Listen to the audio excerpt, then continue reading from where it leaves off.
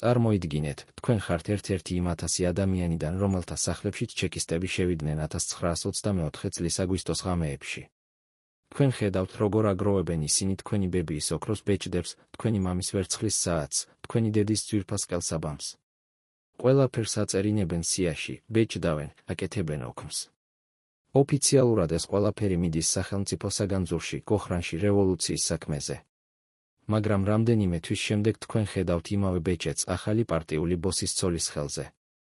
ხედავთ თქვენი ოჯახის სოლოლაკის სახლში დასახლებულ ჩეკისტს, რომელიც თქვენი მამის კაბინეტში ჯდება და თქვენი ოჯახის ჭურჭლიდან სვამს ჩაის. ეს არ იყო უბრალო ექსპროპრიაცია. ეს იყო სისტემა. სისტემა, რომელიც ერთმა ადამიანმა შექმნა და დახვეწა. ადამიანმა, რომელმაც გაიგო უმთავრესი, საბჭოთა კავშირში ფული არაფერია, თუ არ გაქვს ძალაუფლება. მაგრამ ძალაუფლება ყიდულობს ფული.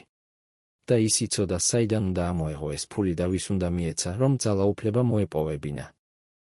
1922 წლის გაზაფხულზე, როცა ლავრენტი ბერია დაბრუნდა ბაქოდან თბილისში და დაიწყო მუშაობა საქართველოს ჩეკაში, ის იყო 23 წლის ახალგაზრდა, ამბიციური, მაგრამ ჯერ კიდევ უძლური. მას არ ჰქონდა გვარი, არ ჰქონდა კავშირები ძველ ბოლშევიკურ გვარდიაში, არ ჰქონდა ის რევოლუციური ბიოგრაფია, რომელიც მაშინ ყველაფერს წყვეტდა. მაგრამ ჰქონდა რაღაც სხვა, გენიალური გაგება იმისა, თუ როგორ მუშაობს რეალური ძალაუფლება. ის ხედავდა, რომ იდეოლოგია მხოლოდ ფასადია. რომ რეალურ ძალაუფლებას იძლევა არა პარტიული ბილეთი, არამედ კონტროლი რესურსებზე. და ის იცოდა, სად იყო ეს რესურსები. ისინი იყვნენ დახვრეტილი თავადების სახლებში, კონფისკებულ ბანკებში, ჩამორთმეულ მონასტრებში, რეპრესირებული მენშევიკების საცავებში. მთელი ქვეყნის სიმდიდრე, რომელიც ოფიციალურად სახელმწიფოს ეკუთვნოდა, მაგრამ რეალურად ჩეკას აკონტროლებდა. და ჩეკაში ის სწრაფად ადიოდა ზევით. 1924 წლის აგვისტოში საქართველოში აფეთქდა ანტისაბჭოთა აჯანყება. მენშევიკები, ეროვნული გვარდიელები, გლეხები, ინტელიგენცია, ათასობით ადამიანი აიღო იარაღი საბჭოთა ხელისუფლების წინააღმდეგ. აჯანყება ჩაახშეს სისხლში. ბერია უკვე საიდუმლო ოპერატიული ნაწილის უფროსი იყო, ერთ-ერთი მთავარი ორგანიზატორი რეპრესიებისა. ათასობით ადამიანი დახვრიტეს. მაგრამ ბერიას აინტერესებდა არა მხოლოდ სისხლი. მას აინტერესებდა ის, რაც რჩებოდა სისხლის შემდეგ, ქონება. მაჩაბლის ქუჩაზე, ჩეკას შენობაში, გაჩნდა სპეციალური ოთახი. იქ გროვდებოდა ყველაფერი, რაც დახვრეტილებს ართმევდნენ ბოლო წუთებში, ოქროს საათები, ბრილიანტის ბეჭდები, ვერცხლის პორტსიგარები, ძვირფასი ხელოვნების ნიმუშები. ოფიციალურად ყველაფერი ეს უნდა გაეგზავნა მოსკოვში, კოხრანში, სახელმწიფო საგანძურში. მაგრამ რეალურად დიდი ნაწილი რჩებოდა თბილისში, ბერიას კონტროლის ქვეშ. რატომ? რადგან ბერიამ იცოდა, ეს ნივთები არ იყო უბრალოდ ძვირფასეულობა. ისინი იყვნენ ვალუტა. ვალუტა, რომლითაც შეიძლებოდა ლოიალობის კიდვა. წარმოიდგინეთ სურათი, 1925 წელი, თბილისი. ახალი პარტიული ნომენკლატურა, რომელიც ჯერ კიდევ ცხოვრობს ჩვეულებრივ, ხშირად საშინლად ღარიბულ პირობებში, უცებ იწყებს მიღებას საჩუქრებისა. არა ოფიციალურად, არა ხმამაღლა. ჩუმად. ბერიას ადამიანი მოდის და გადასცემს კონვერტს, თქვენთვის ბინა გამოიღო სოლოლაკზე, ძმაო. პარტიამ დააფასა თქვენი შრომა, ან ეს საათი ერთი მოღალატის ქონებიდანაა, მაგრამ რატომ უნდა ჩაიჟანგოს სახელმწიფო საწყობში? თქვენ უფრო ღირსი ხართ, ან თქვენი ცოლი დიდი ხანია ოცნებობს ასეთ ხელსაბამზე, ხომ ადამიანი იღებს? როგორ არ მიიღებს? ის ხომ პარტიის ერთგული მსახურია. ის ხომ იმსახურებს. მაგრამ იმავე წუთს, როცა იღებს, ის ხდება ბერიას მძევალი. რადგან ბერია იცის, საიდან მოვიდა ეს საათი, ეს ბეჭედი, ეს ბინა. იცის, ვის სისხლზეა ის შეღებილი. და საჭიროების შემთხვევაში ბერიას შეუძლია ეს ცოდნა გამოიყენოს. ეს იყო გენიალური სისტემა, ის არ აძლევდა ფულს, ის აძლევდა კომპრომატს, შეფუთულს საჩუქრის ქაღალდში. მაგრამ ბერიას ამბიცია სცილდებოდა თბილისის ფარგლებს. მას სჭირდებოდა მოსკოვი. სჭირდებოდა კრემლის კედლების უკან მყოფი ადამიანების კეთილგანწყობა. და აქ ის გამოიყენებდა სხვა ტაქტიკას, არა ადგილობრივი მასშტაბის საჩუქრებს, არამედ ის, რაც მოსკოვში არ იყო, ეგზოტიკას, ფუფუნებას, სიამოვნებას. საქართველო ჰქონდა ის, რაც რუსეთს არ ჰქონდა, მზე, ზღვა, ღვინო, კონიაკი, ციტრუსები, დელიკატესები. და ბერიამ ჩეკას ფარული ფონდებიდან დაიწყო ფინანსირება უნიკალური პროექტისა, ის აშენებდა სამოთხეს მოსკოვის ელიტისთვის. აფხაზეთში, გაგრაში, სოხუმში გაჩნდა აგარაკები, არა უბრალოდ ასასვენებელი სახლები, არამედ ულტრაფეშენებელური რეზიდენციები, სადაც ყველაფერი იყო: საუკეთესო ღვინო, ფრანგული კონიაკი, შავი ხიზილალა, ეგზოტიკური ხილი, მსახურები, რომლებიც ყველა სურვილს ასრულებდნენ. ბერია იწვევდა სერგო ორჯონიკიძეს, ანასტას მიქოიანს, კლიმენტ ვოროშილოვს. უმასპინძლდებოდა მათ როგორც მეფეებს. და ისინი ბრუნდებოდნენ მოსკოვში აღფრთოვანებულები: ეს ბერია რა კაცია, რა ორგანიზატორია, რა ერთგულია პარტიისადმი. ვის ხარჯზე, ვის სისხლზე აშენდა ეს სამოთხე? 1926 წელი იყო. საქართველოში, როგორც მთელ საბჭოთა კავშირში, იწყებოდა კოლექტივიზაცია. გლეხებს ართმევდნენ მიწას, პირუტყვს, მარცვლეულს. ათასობით ოჯახს აცხადებდნენ კულაკად და გადასახლებულებად გზავნიდნენ ციმბირში. ხალხი კვდებოდა შიმშილით. მაგრამ იმავე დროს გაგრის აგარაკებზე, სადაც ბერია უმასპინძლდებოდა მოსკოვის ბოსებს, მაგიდებზე იდგა ის, რაც გლეხებს ჩამოართვეს: საუკეთესო ხორცი, ყველი, თაფლი, ღვინო. ეს იყო უზარმაზარი, ცინიკური კონტრასტი. სანამ ქვეყანა სისხლისფერ ტერორში იყო ჩაძირული, ბერია ქმნიდა პარალელურ რეალობას, სადაც ძალაუფლების მქონე ადამიანები ცხოვრობდნენ როგორც ღმერთები, და ეს ყველაფერი ფინანსდებოდა იმ ადამიანების ჩამორთმეული ქონებით, რომლებიც ამ ძალაუფლების მსხვერპლნი გახდნენ. მაგრამ ბერია არ იყო უბრალო კორუმპირებული ჩინოვნიკი, რომელიც ფულს პირადი ფუფუნებისთვის აგროვებდა. არა. ის თითქმის არ ხარჯავდა ფულს საკუთარ თავზე. მისთვის ფული და ქონება იყო ინსტრუმენტი, არა მიზანი. ის იყო პოლიტიკური ინვესტორი. ყოველი ბეჭედი, რომელიც მან გადასცა პარტიულ ნომენკლატურას, ყოველი აგარაკი, სადაც მან უმასპინძლა მოსკოვის ბოსებს, ყოველი ბოთლი კონიაკი, რომელიც მან გაგზავნა კრემლში, ეს ყველაფერი იყო ინვესტიცია მის მომავალში. და ეს ინვესტიცია იძლეოდა შედეგს. 1926 წელს ბერია ინიშნება საქართველოს გპ-ს თავმჯდომარედ. ახლა მას აქვს სრული კონტროლი არა მხოლოდ რეპრესიებზე, არამედ რესპუბლიკის მთელ ჩრდილოვან ბიუჯეტზე, იმ ფულებზე, რომლებიც არ ჩანან არც ერთ ოფიციალურ ანგარიშში, მაგრამ რომლებიც რეალურად მართავენ ყველაფერს. წარმოიდგინეთ, თქვენ ხართ ძველი ბოლშევიკი, ადამიანი, რომელმაც გაიარა მიწისქვეშა მუშაობა, ციმბირი, რევოლუციური ბრძოლები. თქვენ გჯერათ იდეების, თქვენ გჯერათ, რომ აშენებთ სამართლიან საზოგადოებას. და უცებ ხედავთ, როგორ ადის ზევით ეს ახალგაზრდა კარიერისტი, რომელსაც არანაირი რევოლუციური წარსული არ აქვს, მაგრამ რომელიც აკონტროლებს ფულს და ქონებას. ხედავთ, როგორ ყიდულობს ის ადამიანებს, როგორ აშენებს თავის ქსელს. ცდილობთ შეაჩეროთ ის. წერთ საჩივრებს მოსკოვში, ბერია იყენებს არაპარტიულ მეთოდებს, ის კორუმპირებულია, ის ქმნის პირად იმპერიას, მაგრამ თქვენი საჩივრები ვერსად მიდის. რადგან მოსკოვში იმ ადამიანებთან, ვისთანაც თქვენ წერთ, უკვე ჩასულია ბერიას ადამიანები. უკვე მიუღიათ მისგან საჩუქრები, უკვე დასვენებულან მის აგარაკებზე, უკვე არიან მისი ქსელის ნაწილი. და თქვენ, ძველი იდეალისტი, უცებ ხვდებით, რომ თქვენ წააგეთ. რომ ახალი სისტემა არ აშენდა იდეებზე, არამედ ფულზე, ქონებაზე, შიშზე და ლოიალობაზე. და ამ სისტემის არქიტექტორი არის ლავრენტი ბერია.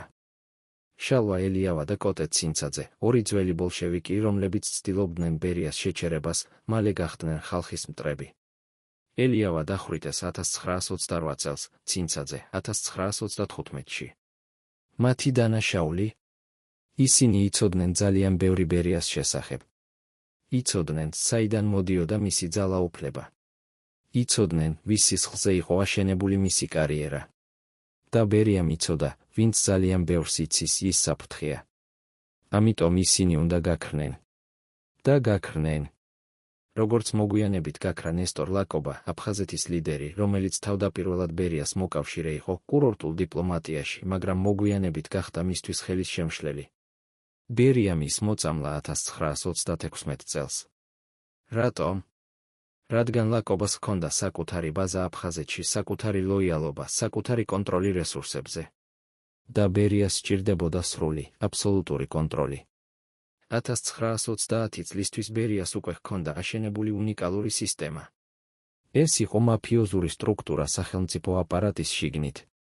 სადაც ლოიალობა იყიდებოდა კონფისკებული ქონებით.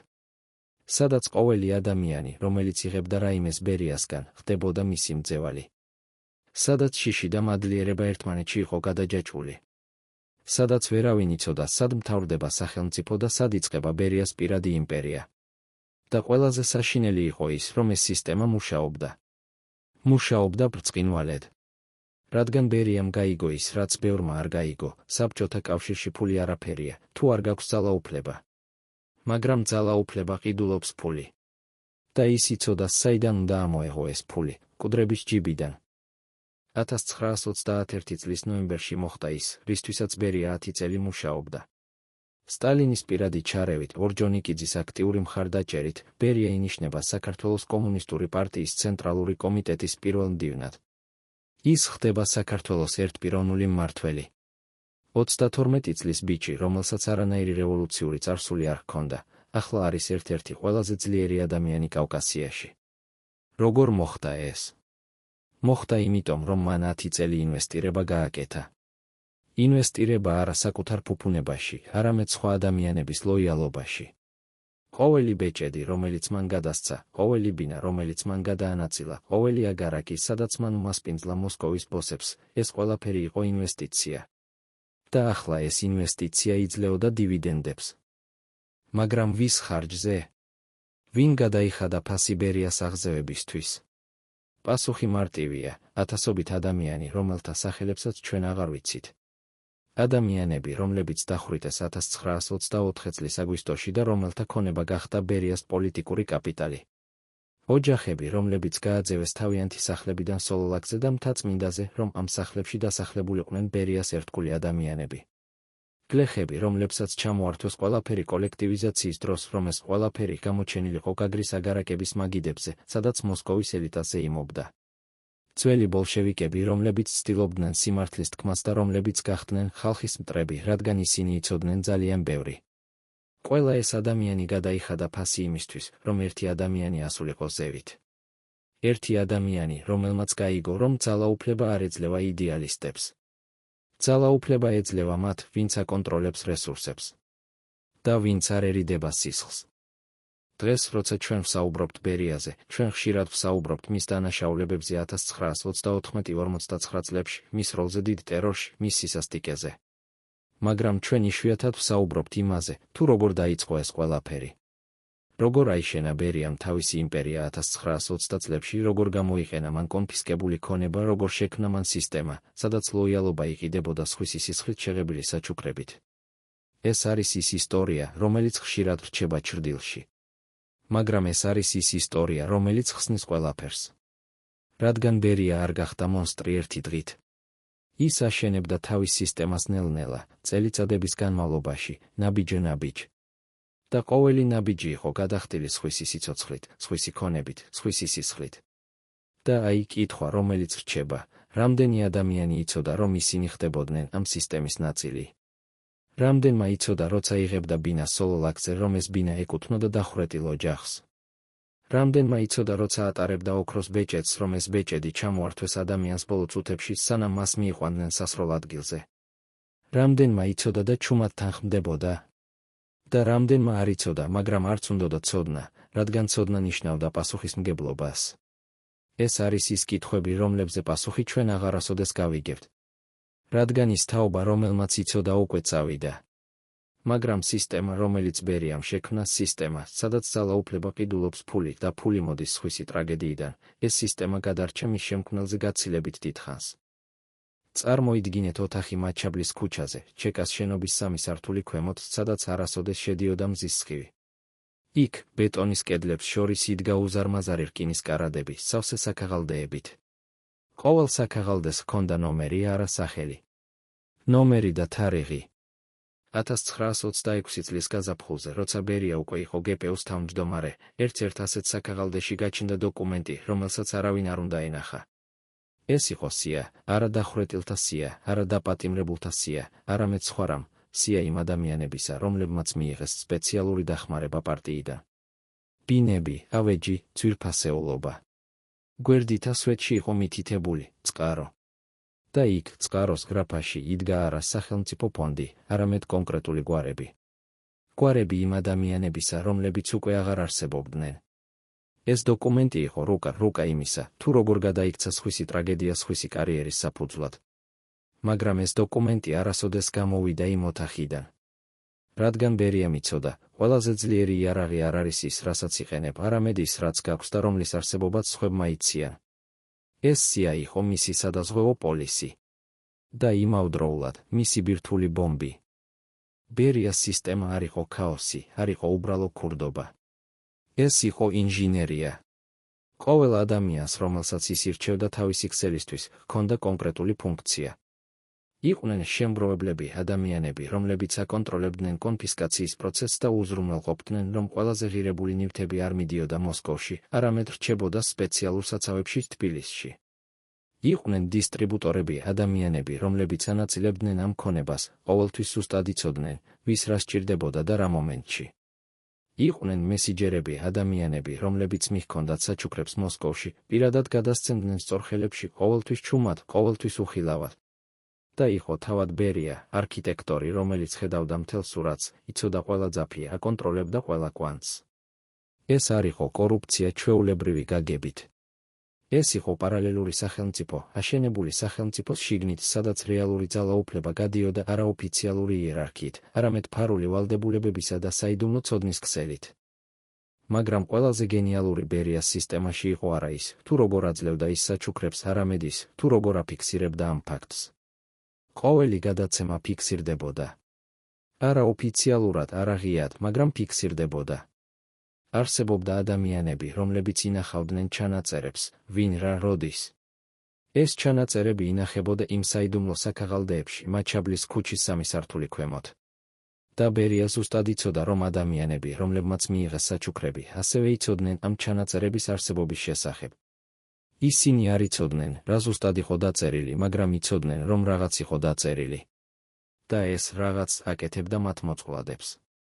რადგან საბჭოთა სისტემაში, სადაც ოფიციალურად ყველაფერი ეკუთვნოდა სახელმწიფოს და არავის ჰქონდა უფლება პირად ქონებაზე, ნებისმიერი საჩუქარი შეიძლებოდა ერთი ხელის მოსმით გადაექცა ქურდობად, კორუფციად, ხალხის ქონების მითვისებად. ბერია არ ქმნიდა მხოლოდ ლოიალურ ადამიანებს. ის ქმნიდა მოწყვლად ადამიანებს. და მოწყვლადი ადამიანები არიან ყველაზე საიმედო ადამიანები. 1927 წლის ზამთარში მოსკოვში მოხდა რაღაც, რამაც შეცვალა ყველაფერი. სტალინმა დაიწყო თავისი დიდი თამაში, რომელშიც ის განადგურებდა ძველ ბოლშევიკებს, ტროცკისტებს, ყველას, ვინც შეიძლებოდა ოდესმე გამხდარიყო მისი კონკურენტი. დაიწყო ის, რასაც მოგვიანებით დიდ ტერორს უწოდებდნენ. და ბერია დაინახა შანსი. ის იცოდა, რომ ეს იყო მომენტი, როცა ძველი წესები ინგრეოდა, როცა ძველი იერარქია იშლებოდა, როცა ახალი ადამიანები ადიოდნენ ზევით, ადამიანები, რომლებიც არ იყვნენ დაკავშირნი ძველ გვარდიასთან, არამედ იყვნენ ერთგულნი მხოლოდ სტალინისადმი. და ბერია იცოდა, რომ ის უნდა გამხდარიყო ერთ-ერთი ამ ახალი ადამიანებისგანი. მაგრამ როგორ გამოირჩეოდა ის ათასობით სხვა ამბიციური შინოვნიკისგან, რომლებიც ასევე ცდილობდნენ სტალინის ყურადღების მიპყრობას? პასუხი იყო მარტივი, ის უკვე ჰქონდა ის, რაც სხვებს არ ჰქონდათ. ჰქონდა ქსელი. ჰქონდა ფული. ჰქონდა კომპრომატი. ჰქონდა გამოცდილება იმისა, თუ როგორ უნდა მართო ადამიანები არა იდეოლოგიით, არამედ შიშითა და მადლიერებით. და ყველაზე მთავარი, ჰქონდა ის, რაც სტალინს სჭირდებოდა, უნარი გაეკეთებინა ნებისმიერი საქმე, როგორც საჭირო იყო, სისხლის დაღურის გარეშე არ შეჩერებულიყო. წარმოიდგინეთ სცენა, 1928 წლის გაზაფხული, მოსკოვი, კრემლი. სტალინი ზის თავის კაბინეტში და კითხულობს ანგარიშებს საქართველოდან. ანგარიშებს იმის შესახებ, თუ როგორ ახორციელებს ბერია წმენდას, როგორ ანადგურებს ძველ ბოლშევიკებს, ტროცკისტებს, ხალხის მტრებს. და სტალინი ხედავს ციფრებს, ათასობით დაპატიმრებული, ასობით დახვრეტილი, სრული კონტროლი რესპუბლიკაზე. მაგრამ სტალინი ასევე ხედავს სხვა რამეს, ბერია აკეთებს ამას ეფექტურად, სწრაფად, ჩუმად. არ არის სკანდალები, არ არის საჩივრები, არ არის წინააღმდეგობა. როგორ შეუძლია ერთ ადამიანს ასე სრულყოფილად აკონტროლოს მთელი რესპუბლიკა? და სტალინი იწყებს გაგებას, ბერია არ აკონტროლებს მხოლოდ რეპრესიულ აპარატს. ის აკონტროლებს ადამიანებს. აკონტროლებს მათ არა მხოლოდ შიშით, არამედ ვალდებულებით, მადლიერებით, კომპრომატით. ბერიას აქვს ის, რასაც სტალინი ეძებს, სისტემა, რომელიც მუშაობს როგორც საათის მექანიზმი, სადაც ყოველი ადამიანი არის კბილანა და ყველა კბილანა ბრუნავს სწორი მიმართულებით. და სტალინი იღებს გადაწყვეტილებას, ეს ადამიანი მჭირდება არა მხოლოდ საქართველოში. ეს ადამიანი მჭირდება მოსკოვში. მაგრამ სანამ ეს მოხდებოდა, ბერიას ჯერ კიდევ უნდა გაეკეთებინა ერთი რამ, უნდა დაემარცხებინა ბოლო წინააღმდეგობა. და ეს წინააღმდეგობა მოდიოდა არა მოსკოვიდან, არამედ საქართველოდან, იმ ადამიანებისგან, რომლებიც ჯერ კიდევ ახსოვდათ, როგორი იყო საქართველო ბერიამდე, რომლებიც ჯერ კიდევ სჯეროდათ, რომ შესაძლებელი იყო სხვაგვარი გზა. ერთ-ერთი ასეთი ადამიანი იყო ბუდუმ დივანი, ძველი ბოლშევიკი, რომელიც იყო საქართველოს კომპარტიის ერთ-ერთი ლიდერი ბერიამდე. დივანი იცოდა ბერიას შესახებ ბევრი რამ. იცოდა მისი ბაქოს პერიოდის შესახებ, იცოდა მისი მეთოდების შესახებ, იცოდა საიდან მოდიოდა მისი ძალაუფლება. და მდივანი ცდილობდა ბრძოლას. წერდა წერილებს მოსკოვში, საუბრობდა ადამიანებთან, ცდილობდა გაეხსნა თვალები იმაზე, თუ რა ხდებოდა რეალურად. მაგრამ დივანი არ იცოდა ერთი რამ, ის ადამიანები, ვისთანაც ის საუბრობდა მოსკოვში, უკვე იყვნენ ბერიას ქსელის ნაწილი. უკვე მიუღიათ მისგან საჩუქრები, უკვე დასვენებულან მის აგარაკებზე, უკვე იყვნენ მოწყვლადები. და როცა მდივანი წერდა მათ ბერიას წინააღმდეგ, ისინი გადასცემდნენ ამ წერილებს თავად ბერიას. 1928 წელს ბუდუმ დივანი დააპატიმრეს. ბრალდება, ტროცკისტული საქმიანობა, ხალხის მტრობა. დახვრიტეს 1929 წელს. მისი ცოლი და შვილები გაიგზავნეს ციმბირში. მისი სახელი წაიშალა ყველა დოკუმენტიდან. ის გახდა არაპირი. და ბერია გახდა ერთადერთი. რას გრძნობდა ბერია იმ მომენტში, როცა მისი ბოლო სერიოზული ოპონენტი საქართველოში განადგურდა? ჩვენ არ ვიცით. ბერია არასოდეს წერდა დღიურებს, არასოდეს ტოვებდა პირად ჩანაწერებს. ის იყო ადამიანი, რომელიც ცხოვრობდა მხოლოდ აწმყოში, მხოლოდ მოქმედებაში. მაგრამ ჩვენ შეგვიძლია წარმოვიდგინოთ. შეგვიძლია წარმოვიდგინოთ ადამიანი, რომელიც 10 წლის განმავლობაში აშენებდა თავის სისტემას, ნაბიჯ-ნაბიჯ, მოთმინებით, გაანგარიშებულად. ადამიანი, რომელიც იცოდა, რომ ყოველი საჩუქარი, რომელიც ის აძლევდა, იყო ინვესტიცია. ადამიანი, რომელიც იცოდა, რომ ყოველი კომპრომატი, რომელიც ის აგროვებდა, იყო იარაღი. ადამიანი, რომელიც იცოდა, რომ ყოველი ოპონენტი, რომელიც ის ანადგურებდა, იყო ნაბიჯი ზევით. და ახლა 1929 წელს ეს ადამიანი იდგა საქართველოს მწვერვალზე. აბსოლუტური ძალაუფლება. არავინ, ვინც შეეძლო მისი შეჩერება. არავინ, ვინც შეეძლო მისი დაბრკოლება. არავინ, ვინც იცოდა საკმარისად ბევრი, რომ საფრთხე შეექმნა. ყველა, ვინც იცოდა, უკვე იყო მკვდარი. ან იყო მისი. და აქ არის ის, რაც ყველაზე საშინელია ამ ისტორიაში. ბერია არ იყო გამონაკლისი. ის არ იყო ანომალია. ის იყო პროდუქტი სისტემისა, რომელიც შექმნა საბჭოთა ხელისუფლებამ. სისტემისა, სადაც ძალაუფლება იყო ყველაფერი, სადაც იდეოლოგია იყო მხოლოდ ფასადი, სადაც რეალური კონტროლი გადიოდა არაოფიციალური იერარქიით, არამედ ფარული ქსელებით, ვალდებულებებით, შიშით, კომპრომატით. ბერია უბრალოდ გაიგო ეს სისტემა უკეთ ვიდრე სხვებმა. გაიგო ადრე. და გამოიყენა უფრო ეფექტურად. მაგრამ ის არ იყო ერთადერთი. მთელ საბჭოთა კავშირში, ყველა რესპუბლიკაში, ყველა რეგიონში იყვნენ ადამიანები, რომლებიც აკეთებდნენ იგივეს. შესაძლოა არა იმავე მასშტაბით, შესაძლოა არა იმავე გენიალურობით, მაგრამ აკეთებდნენ. ისინი იყენებდნენ კონფისკებულ ქონებას, იყენებდნენ რეპრესიებს, იყენებდნენ შიშს, რომ აშენონ თავიანთი პატარა იმპერიები. და ყველა ეს პატარა იმპერია ერთად ქმნიდა ერთ დიდ სისტემას, სადაც ხალხის ტრაგედია იყო ელიტის კაპიტალი. 1929 წლის ბოლოს ბერია მიიღო ტელეგრამა მოსკოვიდან. სტალინი მას უწოდებდა კრემლში. არა ვიზიტისთვის, არა კონსულტაციისთვის, არამედ სამუდამოდ. ბერია ინიშნებოდა საბჭოთა კავშირის ხალხთა კომისართა საბჭოს თავმჯდომარის მოადგილედ. ის ტოვებდა საქართველოს და გადადიოდა მოსკოვში, იმპერიის გულში. მისი 10 წლის ინვესტიცია საბოლოოდ იძლეოდა დივიდენდებს. მაგრამ რას ტოვებდა ის უკან? რას ტოვებდა საქართველოში? ის ტოვებდა სისტემას, რომელიც მუშაობდა მის გარეშეც, რადგან ის აღარ იყო დამოკიდებული ერთ ადამიანზე. ის იყო დამოკიდებული ათასობით ადამიანზე, რომლებიც იყვნენ ამ სისტემის ნაწილი, რომლებიც იცოდნენ, რომ მათი კეთილდღეობა, მათი უსაფრთხოება, მათი მომავალი იყო დაკავშირებული ამ სისტემის გაგრძელებასთან. ბერია ტოვებდა არა მხოლოდ ინსტიტუციას, არამედ კულტურას, სადაც ყველამ იცოდა, რომ რეალური ძალაუფლება არ არის ოფიციალურ თანამდებობაში, არამედ კონტროლში რესურსებზე, ცოდნაში სხვების საიდუმლოებებისა, უნარში მართო ადამიანების შიშითა და მადლიერებით. ეს კულტურა გადარჩა ბერიაზე გაცილებით დიდხანს. ის გადარჩა საბჭოთა კავშირის ბოლომდე. და შესაძლოა ზოგიერთი მისი ელემენტი გადარჩა დღემდე. და აი კითხვა, რომელიც რჩება ჩვენთვის დღეს, თითქმის 100 წლის შემდეგ, რამდენი ადამიანი იცოდა მაშინ, რომ ისინი იყვნენ არა უბრალოდ ბენეფიციარები სისტემისა, არამედ თანამონაწილეები დანაშაულში?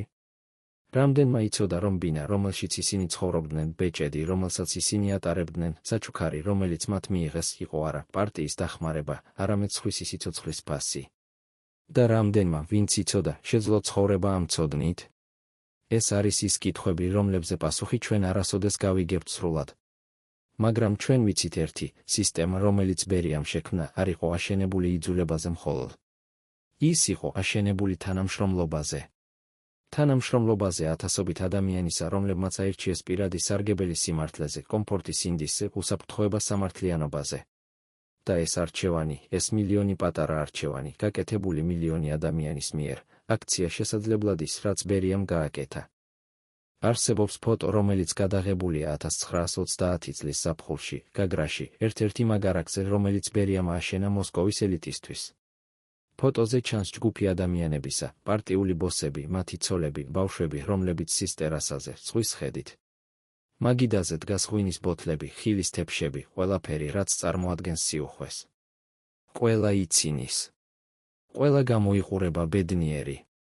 მაგრამ თუ ყურადღებით შეხედავთ ამ ფოტოს და ინახავთ რაღაც უცნაურს, ფონში, ტერასის კიდეზე, დგას ადამიანი მუქ კოსტიუმში. ის არ იცინის. ის არ ზის მაგიდასთან. ის უბრალოდ დგას და უყურებს. ეს არის ბერია. და მის სახეზე არის გამონათქვამი, რომელიც არ არის ბედნიერება, არც კმაყოფილება.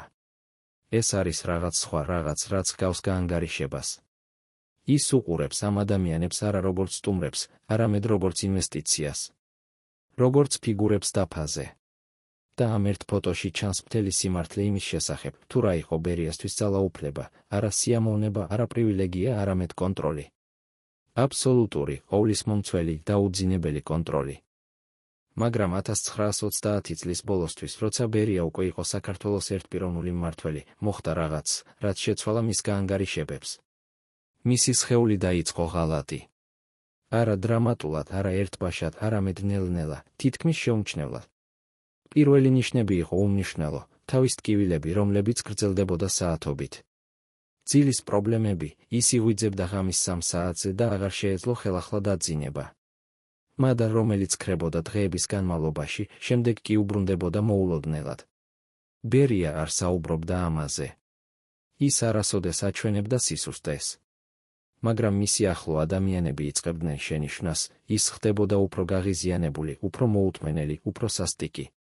თითქოს რაღაც შიგნით მას ჭამდა. თითქოს ის გრძნობდა, რომ დრო მიდიოდა და მას სჭირდებოდა მეტი ძალაუფლება, მეტი კონტროლი, მეტი გარანტია, რომ ის, რაც მან ააშენა, არ ჩამოიშლებოდა. 1931 წლის გაზაფხულზე ბერიამ გააკეთა რაღაც, რაც მანამდე არასოდეს გაუკეთებია, მან დაიწყო პირადი არქივის შექმნა. არა ოფიციალური არქივი, არა სახელმწიფო დოკუმენტებია, არამედ რაღაც სხვა კოლექცია იმ ინფორმაციისა, რომელიც მას ჰქონდა ყველაზე მნიშვნელოვან ადამიანებზე. ყოველი საჩუქარი, რომელიც მან გადასცა. ყოველი ბინა, რომელიც მან გადაანაწილა. ყოველი აგარაკი, სადაც მან უმასპინძლა. ყოველი საიდუმლო, რომელიც მან გაიგო. ყველაფერი ეს ფიქსირდებოდა, დოკუმენტირდებოდა, ინახებოდა. რატომ? რადგან ბერია იცოდა, ძალაუფლება არის ეფემერული. დღეს შენ ხარ ზევით, ხვალ შეიძლება იყო ქვემოთ. მაგრამ ინფორმაცია არის მარადიული. ინფორმაცია არის იარაღი, რომელიც მუშაობს ყოველთვის, ნებისმიერ სიტუაციაში. და ბერია აგროვებდა ამ იარაღს სისტემატურად, მეთოდურად, თითქოს ემზადებოდა ომისთვის, რომელიც ჯერ არ დაწყებულა. მაგრამ იყო ერთი პრობლემა, ბერიას არქივი იყო ორმხრივი მახვილი. ის იცავდა მას, მაგრამ ასევე აძლევდა მას მოწყვლადობას. რადგან თუ ვინმე გაიგებდა ამ არქივის არსებობას, თუ ვინმე მიხვდებოდა, რამდენი საიდუმლო ინახებოდა იქ, ეს ვინმე გაიგებდა, რომ ბერია იყო არა მხოლოდ ძალაუფლების მქონე ადამიანი, არამედ საფრთხე ყველასთვის, ვისი საიდუმლოებაც იყო იქ დოკუმენტირებული. და ეს ნიშნავდა, რომ ბერია უნდა გამხდარიყო ან აბსოლუტურად ძლიერი, ისეთი ძლიერი, რომ არავის შეეძლო მისი შეხება, ან აბსოლუტურად დაცული, ისე დაცული, რომ არავის შეეძლო მისი არქივის მიღწევა. ბერია აირჩია ორივე. ის იწყებდა აშენებას არა მხოლოდ ძალაუფლების იმპერიისა, არამედ ფორტრესისა საიდუმლოებებისა, რომელშიც ის იქნებოდა ერთადერთი მეფე და ერთადერთი მცველი. წარმოიდგინეთ ის ღამე, როცა ბერიამ პირველად ჩაკეტა თავისი არქივის პირველი საქაღალდე სპეციალურ სეიფში, რომელიც იდგა მის პირად კაბინეტში, მაჩაბლის ქუჩაზე. ის იჯდა მარტო სიჩუმეში, მხოლოდ მაგიდის ლამპის შუქით.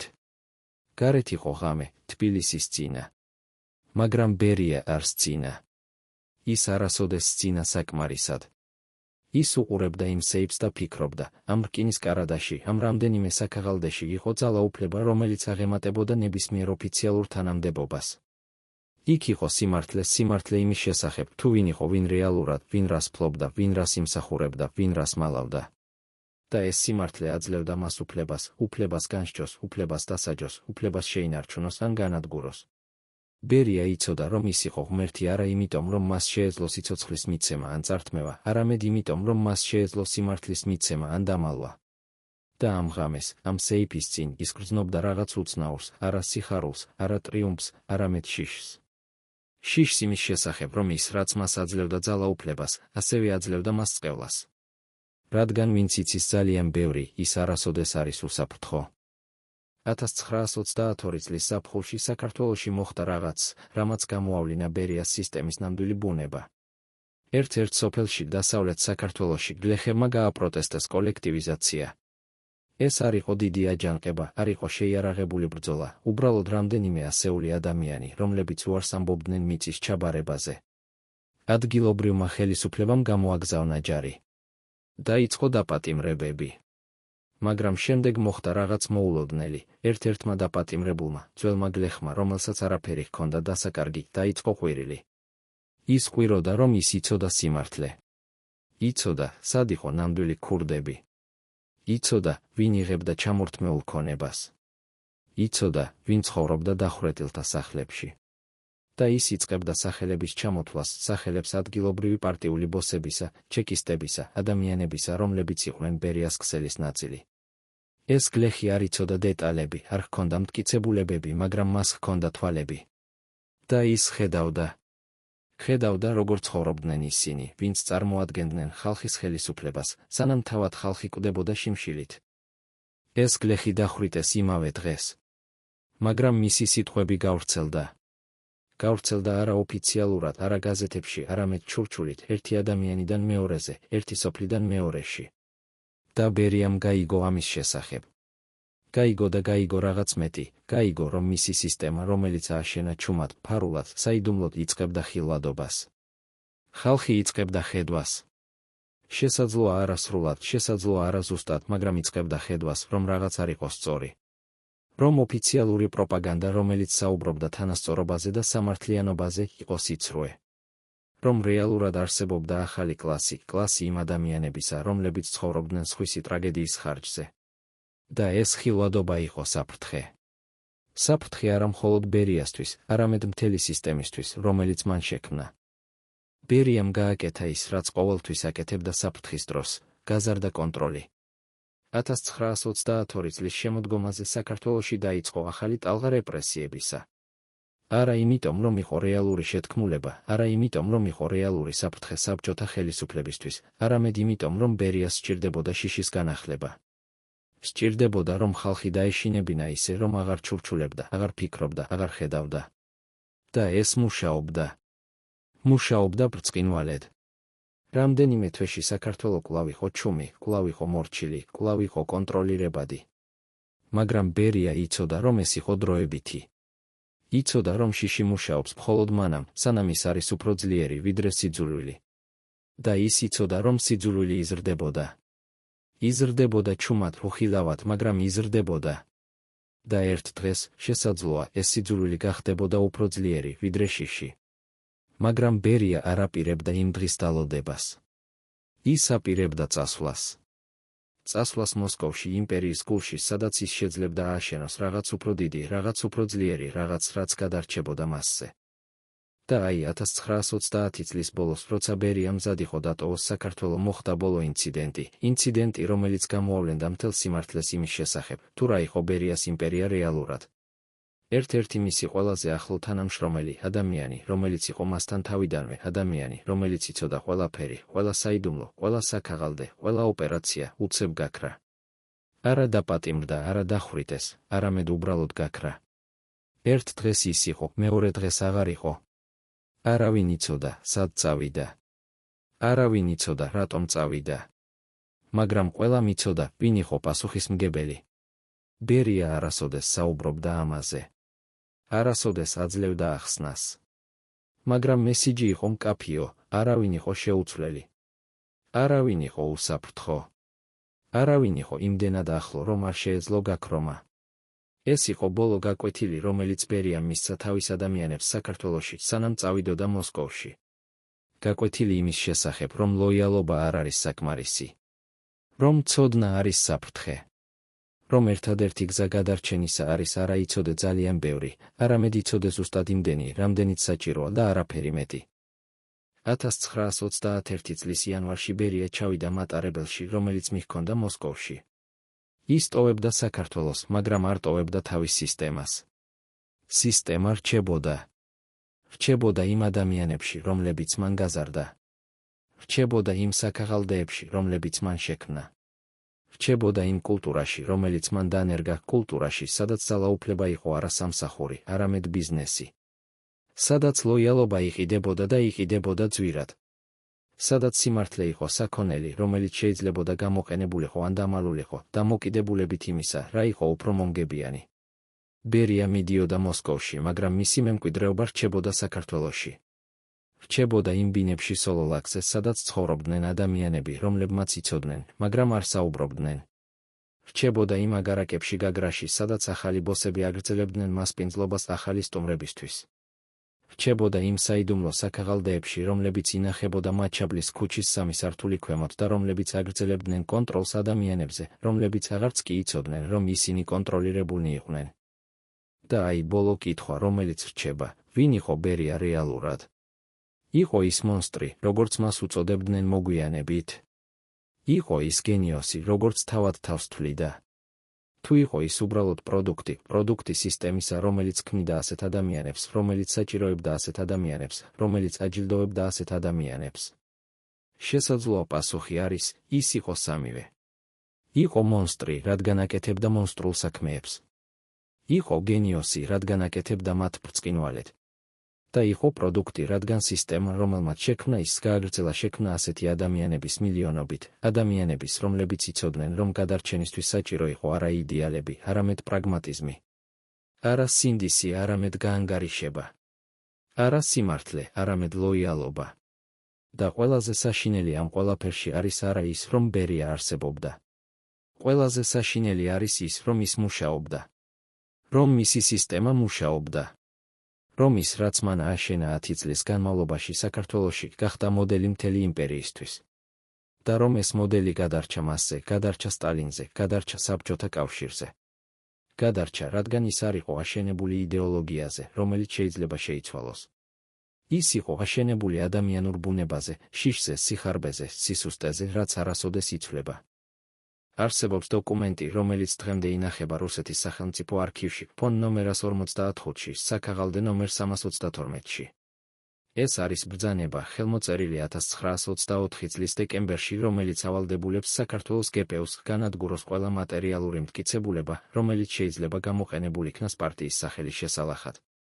ბრძანება ბუნდოვანია, ფორმულირება ზოგადია, მაგრამ შედეგი იყო კონკრეტული, ათასობით საქაღალდე, რომელიც შეიცავდა ინფორმაციას კონფისკებული ქონების განაწილების შესახებ, გაქრა. დაიცვა. განადგურდა. ოფიციალურად რათა არ დარჩენილიყო კვალი იმ ტექნიკურ შეცდომებზე, რომლებიც შეიძლება მოხდა რეპრესიების პროცესში. რეალურად რათა არავინ შეძლებოდა ოდესმე აღდგენა იმ ჯაჭვისა, რომელიც აკავშირებდა დახვრეტილთა ქონებას ახალი ელიტის კეთილდღეობასთან. მაგრამ ბერიამ იცოდა რაღაც, რაც სხვებმა არ იცოდნენ, ის არასოდეს ანადგურებდა ყველაფერს. ის ყოველთვის ინახავდა ასლებს. ინახავდა იქ, სადაც მხოლოდ მას შეეძლო მიღწევა. რადგან ინფორმაცია იყო მისი ერთადერთი რეალური დაზღვევა იმ სამყაროში, სადაც ყველა სხვა იყო დროებითი. 1933 წლის მარტში, 2 წლის შემდეგ, რაც ბერია გადავიდა მოსკოვში, საქართველოში მოხდა რაღაც, რამაც გამოავლინა მისი სისტემის ნამდვილი სიღრმე. ერთ-ერთი ადგილობრივი პარტიული მუშაკი, ადამიანი, რომელიც არ იყო ბერიას პირდაპირ ქსელში, მაგრამ იცოდა საკმარისად ბევრი, დაიწყო საუბარი. არა ღიად, არა ოფიციალურად, არამედ პირად საუბრებში ახლო ადამიანებთან. ის საუბრობდა იმაზე, თუ როგორ ნახა თავისი თვალით, როგორ გადაეცა ერთ-ერთ მაღალჩინოსანს ბინა სოლოლაკზე, ბინა, რომელიც ერთი თვით ადრე ეკუთვნოდა დახვრეტილ მენშევიკს. ის საუბრობდა იმაზე, თუ როგორ ნახა დოკუმენტები, სადაც იყო ჩამოთვლილი ძვირფასეულობა, რომელიც გადაეცა სახელმწიფო ფონდს, მაგრამ რომელიც რეალურად არასოდეს მივიდა მოსკოვში. ის საუბრობდა ფრთხილად, ნახევრად მინიშნებებით, მაგრამ საუბრობდა. და ეს იყო შეცდომა. რადგან ბერიას სისტემა არ იყო მიტოვებული საქართველოში. ის იყო ცოცხალი, ფუნქციონირებდა, თვითგანახლებადი. იმ ადამიანებს, რომლებიც რჩებოდნენ ძალაუფლებაში, ჰქონდათ ყველაფერი დასაკარგი, თუ სიმართლე გამოვიდოდა. და მათ ჰქონდათ ყველა ინსტრუმენტი, რომ ეს არ მომხდარიყო. ის პარტიული მუშაკი დააპატიმრეს 1933 წლის აპრილში. ბრალდება იყო სტანდარტული, ანტისაბჭოთა აგიტაცია და პროპაგანდა. დახვრიტეს მაისში. მისი ოჯახი გაიგზავნა ყაზახეთში. მისი სახელი წაიშალა ყველა დოკუმენტიდან. მაგრამ ყველაზე საინტერესო იყო არა ის, რომ ის დააპატიმრეს, არამედ ის, თუ როგორ დააპატიმრეს. არ იყო ხმაური, არ იყო საჯარო პროცესი, არ იყო გაზეთებში სტატიები. ის უბრალოდ გაქრა. ერთ დღეს იყო, მეორე დღეს აღარ იყო. თითქოს არასოდეს არსებულა. ეს იყო ბერიას სტილი, არა დემონსტრაცია ძალისა, არამედ უხილავი, ქირურგიული მოცილება პრობლემისა. და ეს მუშაობდა, რადგან ყველა სხვა, ვინც შესაძლოა იცოდა რაიმე, ხედავდა ამას და იგებდა გაკვეთილს, ჩუმად ყოფნა იყო გადარჩენის ერთადერთი გზა. მაგრამ იყო ადამიანები, რომლებიც ვერ რჩებოდნენ ჩუმად. ადამიანები, რომლებსაც არაფერი ჰქონდათ დასაკარგი, რადგან უკვე ყველაფერი დაკარგეს. 1934 წლის ზამთარში ერთ-ერთ ციმბირის ბანაკში, სადაც იყვნენ გადასახლებულნი საქართველოდან, დაიწყო რაღაც უჩვეულო.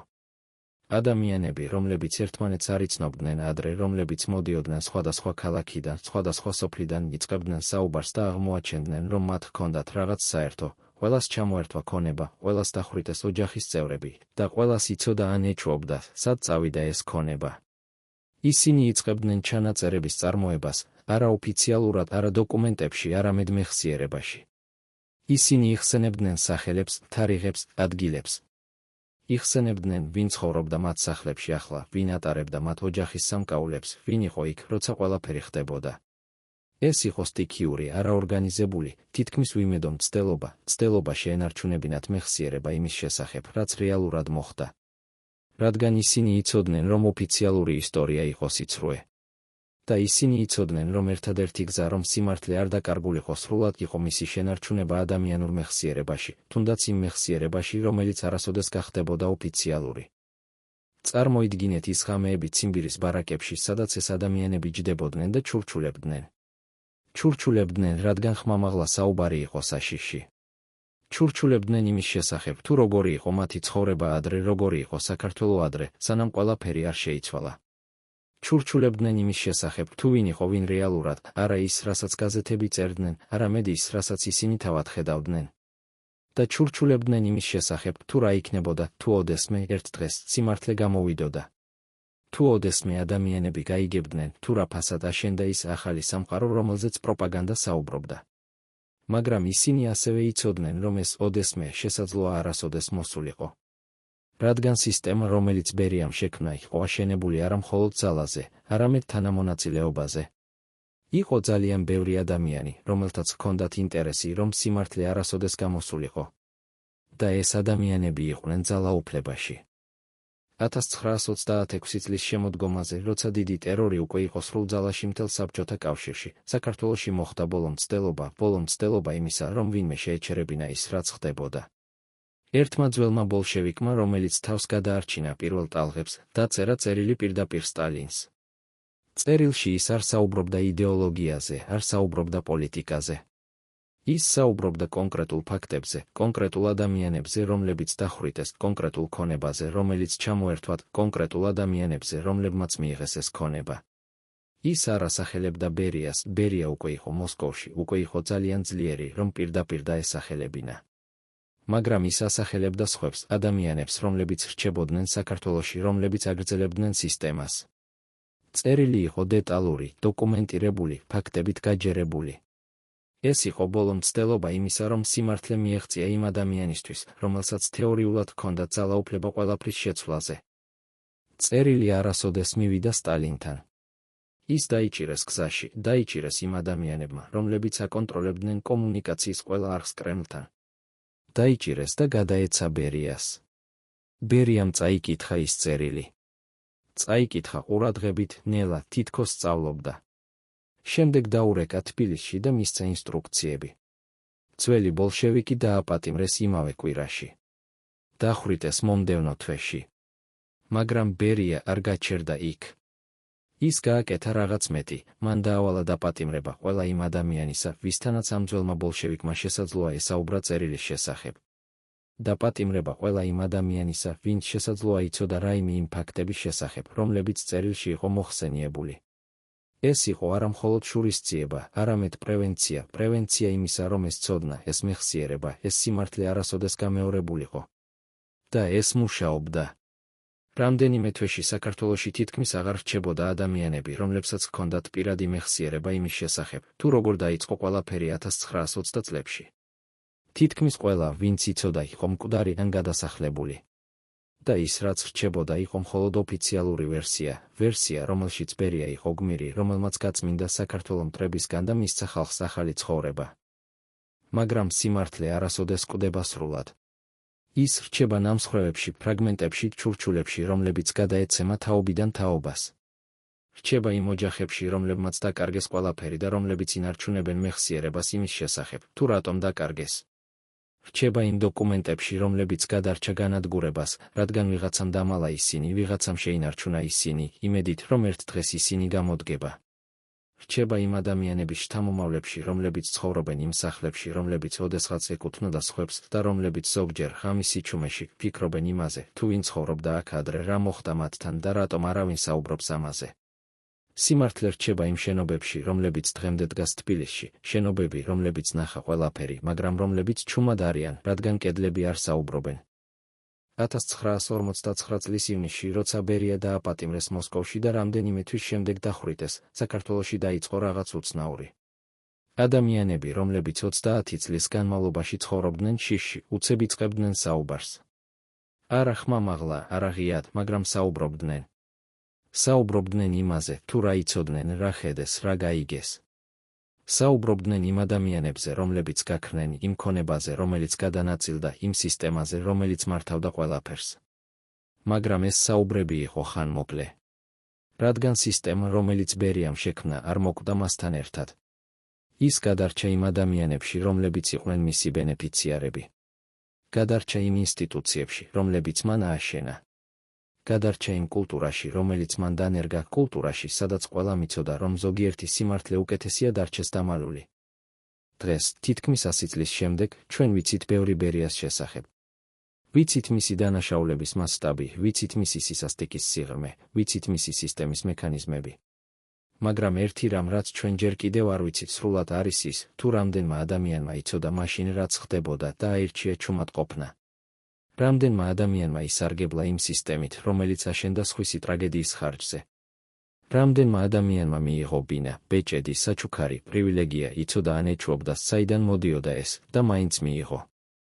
რადგან ეს არის ის კითხვა, რომელიც სცილდება ბერიას პიროვნებას.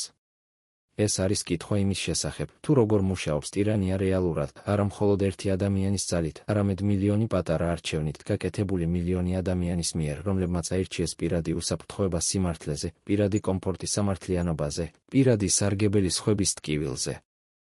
იმ ოჯახების შთამომავლები, რომლებმაც დაკარგეს ყველაფერი 1924 წლის აგვისტოში, დღეს ცხოვრობენ მთელ მსოფლიოში.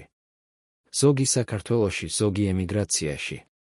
ზოგი იცის თავისი ოჯახის ისტორია, ზოგი არა. მაგრამ ყველა მათგანი ატარებს მეხსიერებას იმის შესახებ, რომ ოდესღაც, დიდი ხნის წინ, მათ წინაპრებს ჰქონდათ რაღაც, რაც ჩამოერთვათ. და ზოგჯერ ძალიან იშვიათად ისინი ხვდებიან ადამიანებს, რომელთა ოჯახებმა მიიღეს ის, რაც მათ ოჯახებს ჩამოერთვათ. ეს შეხვედრები არის უხერხული, მტკივნეული, თითქმის შეუძლებელი. რადგან როგორ საუბრობ ადამიანთან, რომლის ბებია ცხოვრობდა იმ სახლში, რომელიც შენი ბები ისა იყო? როგორ საუბრობ ადამიანთან, რომლის დედა ატარებდა იმ ბეჭედს, რომელიც შენი დედის დედისა იყო? როგორ საუბრობ ისტორიაზე, რომელიც არის ერთდროულად შენი ტრაგედია და მისი მემკვიდრეობა? იმ ადამიანების შთამომავლები, რომლებმაც აშენეს თავიანთი კარიერა ბერიას სისტემაში, დღეს ასევე ცხოვრობენ საქართველოში. ზოგი მათგანი იცის, თუ როგორ დაიწყო მათი ოჯახის კეთილდღეობა. ზოგი არა. ზოგი ამართლებს, ამბობს, რომ ეს იყო სხვა დროს სხვა წესები, რომ ყველა აკეთებდა იმას, რაც საჭირო იყო გადარჩენისთვის. ზოგი უბრალოდ არ საუბრობს ამაზე, ცხოვრობს აწმყოში, არ უყურებს უკან. მაგრამ ისტორია არ ქრება. ის რჩება იმ შენობებში, რომლებიც დღემდე დგას. რჩება იმ დოკუმენტებში, რომლებიც ნელ-ნელა იხსნება არქივებში. რჩება იმ მეხსიერებაში, რომელიც გადაეცემა თაობიდან თაობას, თუნდაც ჩურჩულით, თუნდაც ფრაგმენტებად, თუნდაც არასრულად. და აი ბოლო კითხვა, რომელიც რჩება ჩვენთვის დღეს, რას ვაკეთებთ ამ ცოდნით? როცა ვიცით, რომ ის, რაც ჩვენ ვუწოდებთ ისტორიას, არის ხშირად მხოლოდ ოფიციალური ვერსია, რომელიც დაწერეს გამარჯვებულებმა, ვერსია, რომელიც დამალავს უხერხულ სიმართლეებს, ვერსია, რომელიც იცავს იმათ, ვინც ძალაუფლებაშია. როცა ვიცით, რომ რეალური ისტორია იმის შესახებ, თუ ვინ გადაიხადა ფასი, ვინ ისარგებლა, ვინ იცოდა და ჩუმად იყო, ეს ისტორია ხშირად რჩება დამალული. როცა ვიცით, რომ ბერიას სისტემა არ იყო ანომალია, არამედ იყო მოდელი იმისა, თუ როგორ შეიძლება ძალაუფლების აშენება სხვისი ტრაგედიის ხარჯზე, როგორ შეიძლება ლოიალობის ყიდვა კომპრომატით, როგორ შეიძლება სიმართლის დამალვა შიშით. და როცა ვიცით, რომ ეს მოდელი არ მოკვდა ბერიასთან ერთად, არ მოკვდა სტალინთან ერთად, არ მოკვდა საბჭოთა კავშირთან ერთად.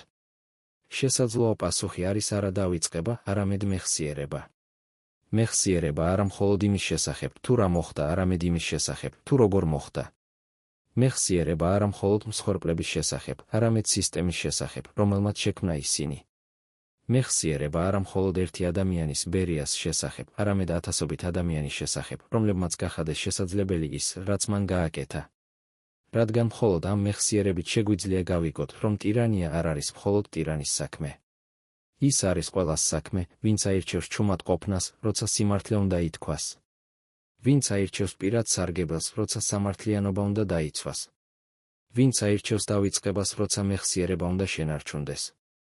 მაგრამ მთავარი კითხვა, რომელიც დღემდე რჩება უპასუხოდ, არის ეს, ვინ იყო ის ადამიანები, რომლებმაც რეალურად გადაიხადეს ფასი ბერიას აღზევებისთვის.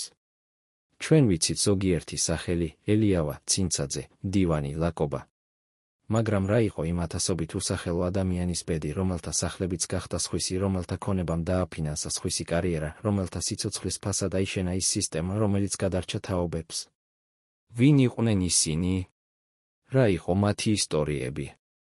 რა იყო მათი ოცნებები, მათი იმედები, მათი შიშები? და ყველაზე მთავარი, ვინ ახსოვს მათ დღეს? ეს არის ის კითხვები, რომლებზე პასუხი ჩვენ შესაძლოა არასოდეს გავიგოთ სრულად. მაგრამ თუ ჩვენ შევწყვეტთ კითხვას, თუ ჩვენ შევწყვეტთ ძებნას, თუ ჩვენ შევწყვეტთ მეხსიერებას, მაშინ ბერიას სისტემა გაიმარჯვებს საბოლოოდ.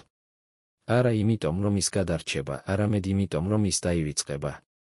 და დავიწყებული ისტორია არის ისტორია, რომელიც შეიძლება გამეორდეს.